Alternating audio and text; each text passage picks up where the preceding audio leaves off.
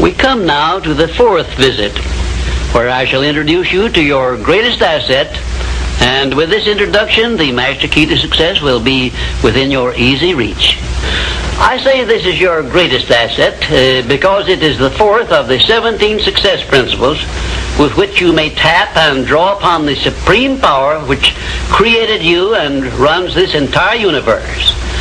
The name of this principle is applied faith, and I want you to remember it is not something I am bringing to you, but it is something you already possess, although you may not have made use of it in the past. And now let me tell you what applied faith is and what you can do with it.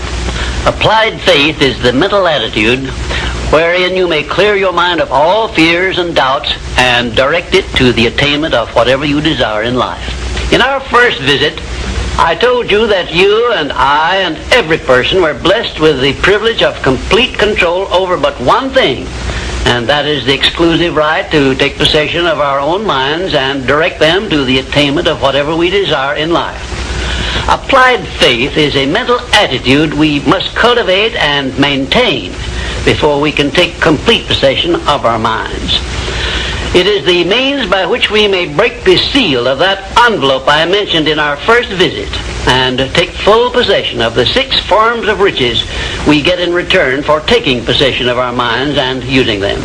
Those 6 riches were, as you may remember, sound health, peace of mind, a labor of love of your own choice, freedom from fear and worry, a positive mental attitude, and material riches of your own choice and quantity.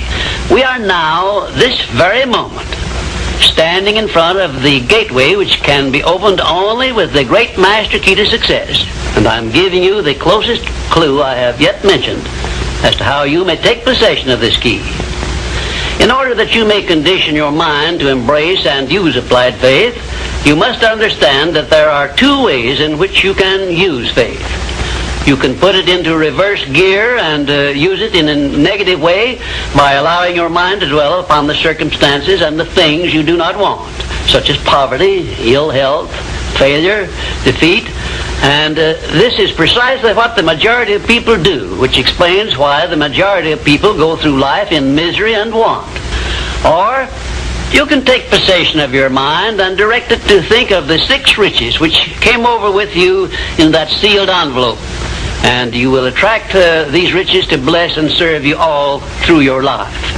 Isn't it a strange fact that most people make a negative application of their great power of faith by thinking about and believing in poverty, ill health, fear, failure, and defeat, when it would be so easy for them just to change their thinking over to the circumstances and things they desire? Now let me give you a description of the one thing which represents the main difference between a successful person and a failure. Please listen carefully and think for yourself as I speak, because failure to recognize the truth I am about to give you is the starting point of most failures. Successful people in all occupations, all professions, and all callings have one trait which distinguishes them from the failures. It is their capacity for belief. The failures see the hole in the donut, but do not see the donut around the hole. The successes see the hole also, but they see the donut around the hole. Thomas A. Edison believed that he could perfect an incandescent electric lamp, and despite the fact that he failed over 10,000 times before he was crowned with success, he made his belief uncover the secret for which he was searching. Give one guess as to how many times the average person must fail before he quits.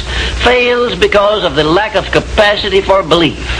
How many times can you meet with defeat before you give up the ghost and quit? Henry Ford believed he could build a self-propelled vehicle which would take the place of the horse and buggy. And despite the ridicule of relatives and neighbors and the lack of finances, he transmuted his belief into an industrial empire which changed the entire American way of life. Mind you, Ford did this with very little education and no operating capital to begin with. Right here, let me ask you a question which may well change your entire life. You perhaps have an idea or a plan which would be useful to other people, but you have done nothing about it because you lack the self-confidence to give you a start. In other words, you are now where Henry Ford was before he built the first model of his world-famous automobile. Mr. Ford broke through that wall of fear, which may now be holding you back, and put his idea into operation by making use of the mastermind principle I mentioned in our second visit, through an alliance with his wife. Now, the question I wish to ask you is this. Why don't you form a mastermind alliance with someone and begin putting your ideas to work for you? Belief is truly a magic word because it is the beginning of all successes. It is the very foundation of civilization. It is the one quality you must develop before you can make use of the great master key to success. To be successful, you must become a person with a great capacity for belief, and the place to start believing is with yourself. You should begin by recognizing that you were born with the privilege of complete control over your own mind. You should also recognize that by the application of the master key to success, which I am passing on to you through these visits, you can take full possession of your mind and make it yield you whatever you demand in life. Observe, I use the word demand, not beg. The Creator never intended for you to beg for anything. If He had, He would not have blessed you with full control over your own mind. If your life is not what you want it to be, you can change it. As a matter of fact, you can do anything within reason that you desire to do if you embrace the principle of applied faith and keep it directed to the attainment of the things you want and off the things you do not want. I should know what I'm talking about because I was handicapped at birth by the four horsemen which keep most people in bondage all the days of their lives: poverty, fear, illiteracy, and superstition. I have discovered the master key which gives one deliverance from all the evils one does not want and opens wide the gateway to the riches which the Creator intended every person to enjoy on this earth. Applied faith is the only means by which the master key can be appropriated and used. Therefore, I give you these instructions through which you may create a mental attitude which is favorable for the expression of faith. 1, know what you want and believe that you can and will get it. 2, give expressions of gratitude many times daily for having received that which you want, even before you actually get physical possession of it. Possession starts first in the mind. Please remember this.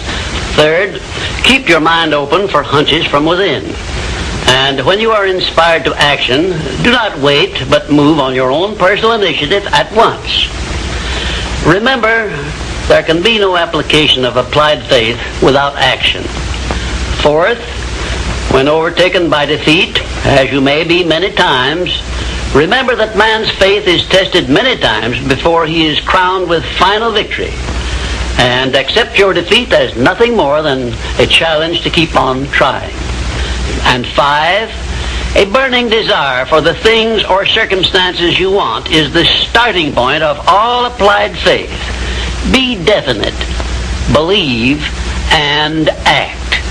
And keep on acting if at first you meet with defeat. 6, when doubt creeps into your mind, remember that whatsoever a man believeth, that shall he also reap. Remember, faith is not something you get.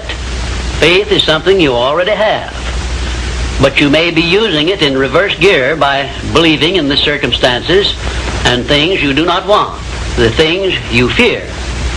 Remember also that faith is guidance only. It is not a power which will bring you what you want, but a power that can guide you to go after what you want and get it. Remember, too, that your faith is limited only by your own capacity to believe. You can do whatever you make up your mind to do. I believed I could give the world a practical philosophy of success which would free men and women from their fears and limitations. I stood firmly back of that belief through 20-odd years of effort. And saw my belief give freedom to millions of people. Do the thing, said Emerson, and you shall have the power. May I paraphrase this great truth by saying, believe and you shall receive. And now, until our next visit, will you please remember that your life is exactly what you make it by your own mental attitude.